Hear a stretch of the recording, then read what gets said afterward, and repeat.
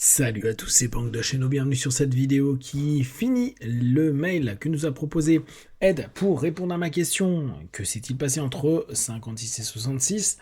On a eu pas mal d'infos qu'on connaissait déjà, mais il y a des petits détails qui sont cool, puis c'est toujours agréable d'avoir un feedback. On finit donc ce mail. Cette approche lui a donné une certaine liberté qui n'est pas disponible pour les chercheurs conventionnels qui doivent d'abord développer une hypothèse, puis suivre ces procédures scientifiques pour que leurs travaux soient évalués par des pairs et publiés, s'ils veulent que quelqu'un y prête attention. Alors, ça pour moi c'est assez important, parce que euh, un des défauts que moi je vois actuellement de la méthode, et on en parlait avec Lee, c'est que malheureusement, il n'y a pas eu de test scientifique. On sait qu'il y a quelqu'un qui a fait un doctorat sur le sujet, donc du coup il a travaillé sur un aspect bien spécifique de la méthode, et quand j'ai demandé au siège s'ils pouvaient nous donner les études, parce que très souvent on en parle, faites par José, les stats et tout, ils me disent que ils les ont plus. Et ça c'est un petit peu embêtant, parce que euh, c'est une des critiques qu'on pourrait facilement porter et dire on sait que José a beaucoup bossé sur le truc, on parle de beaucoup d'expérience et on n'a pas de feedback chiffré. Même si c'est pas fait dans les notions académiques actuelles, ça aurait été très très cool d'avoir des retours à ce sujet-là. Mais comme il dit, hein, ça n'a pas été publié parce que c'était pas du tout conventionnel.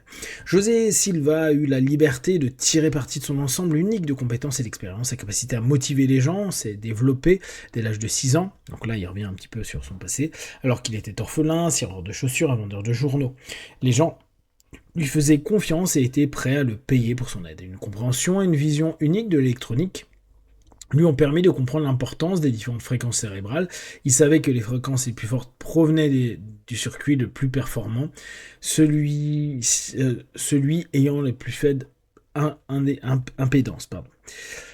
Sa connaissance des fréquences et des octaves et des harmoniques, acquise grâce à la formation de chanteur classique. Je vous rappelle, hein, il a failli avoir un voyage payé en Italie pour être chanteur, pour continuer sa, son évolution dans le chant. A permis à José Silva de comprendre comment regrouper les différentes fréquences cérébrales, l'expérience de l'élaboration d'un programme de cours de niveau universitaire, des supports visuels, puis un enseignement de ce cours. Lorsqu'il a proposé gratuitement ses recherches à l'Église, aux enseignants et au gouvernement américain, tous ont refusé. Il a donc mis à profit son expérience pour créer une entreprise de séminaires dotée de supports visuels très efficaces, aujourd'hui présents dans plus de 100 pays. Son talent naturel hypnotiseur l'a aidé à découvrir un moyen d'utiliser le subconscient de manière consciente et à laisser un mouvement d'expansion de la conscience massif à partir des années 60. Assez d'argent pour financer ses propres recherches et les faire à sa manière sans être obligé envers qui que ce soit. De 53 à 63, il dirigea deux entreprises de réparation d'appareils électroniques, l'une à Laredo au Texas, l'autre à Nuevo Laredo au Mexique.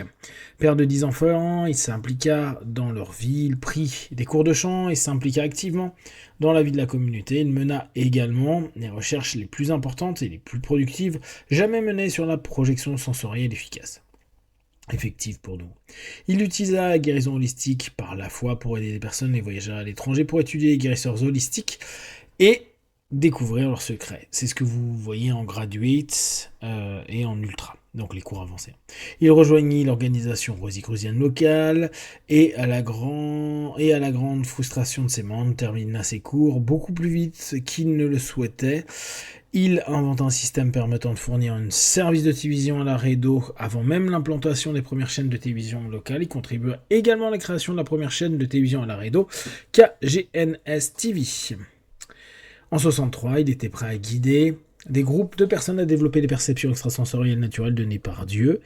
Il dirigeait ses séances tous les vendredis soirs au Carpenter Hall, propriété du syndicat local de charpentiers.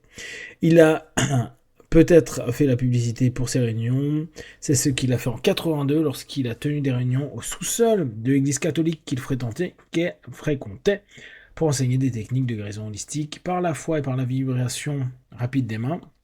ce que vous étudiez en graduate, en ultra. Il a publié de grandes annonces dans des journaux locaux pour des réunions bimensuelles. Je suppose donc qu'il a peut-être fait de la publicité pour les réunions au Carpenter Hall dans les années 60. Il a fondé l'association de parapsychologie de Laredo. Il a même loué un espace au centre-ville pour ses activités. Leur salle de réunion se trouvait au-dessus de la gare routière. Et si vous écoutez attentivement l'enregistrement du Mind Control Sound, vous entendrez un bus quitter la gare. Vous avez demandé a-t-il utilisé des méthodes de conditionnement comme celles que nous connaissons aujourd'hui ? Il a toujours dit que les origines du contrôle mental étaient l'hypnose et le yoga. D'après ce que j'ai pu constater, le cycle de conditionnement standard Silva, aussi appelé longue relaxation, aujourd'hui connu sous le nom d'exercice de centrage Silva, 3 noms pour le même cycle de conditionnement que nous utilisons depuis au moins 66, est né de son expérience de l'hypnose acquise en lisant des livres. Et on peut même dire en allant à des formations. On a pu retrouver certains de ses profs. Euh...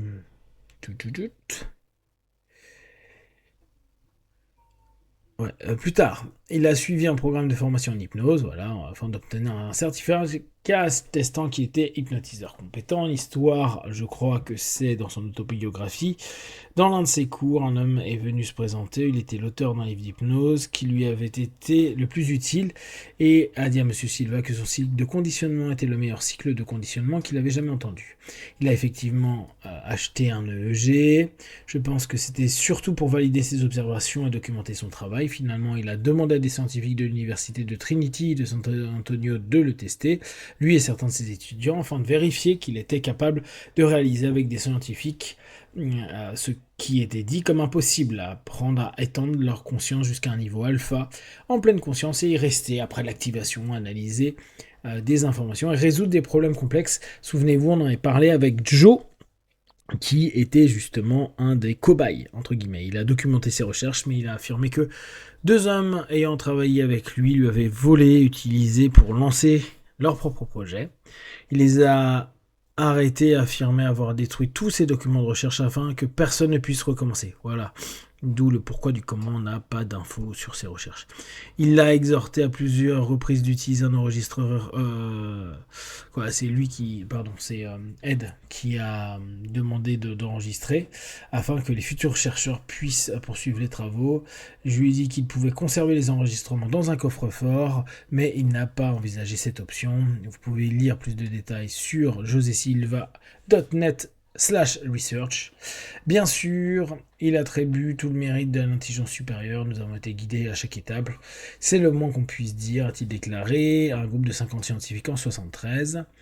Je ne suis pas sûr qu'il ait pleinement saisi toutes les coïncidences qui l'ont guidé. Il parlait d'octaves musicales contenant 7 notes. La première note est répétée et sert de dernière note à la première octave.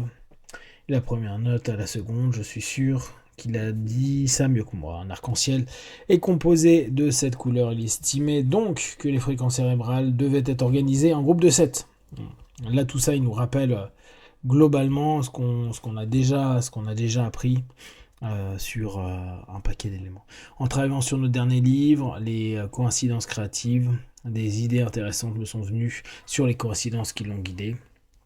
Et beaucoup d'idées intéressantes me sont venues sur la façon dont j'ai été guidé tout au long de mon parcours. Mon licenciement par Orlando Sentinel m'a permis de suivre la formation Silva Mind Control et d'étudier et devenir conférencier. En 1976, un geste bienveillant de Bill Guggenheim m'a indiqué que je devais me former pour devenir maître de conférence. 25 ans plus tard, je l'ai appelé pour le remercier. Il va faire part de mes activités, m'a alors parlé de son nouveau livre Hello from Heaven, A New Field of Research After Death Communication Confirmed That Life and Love Are Eternal. En travaillant sur Coïncidence, j'ai cherché et trouvé son site web.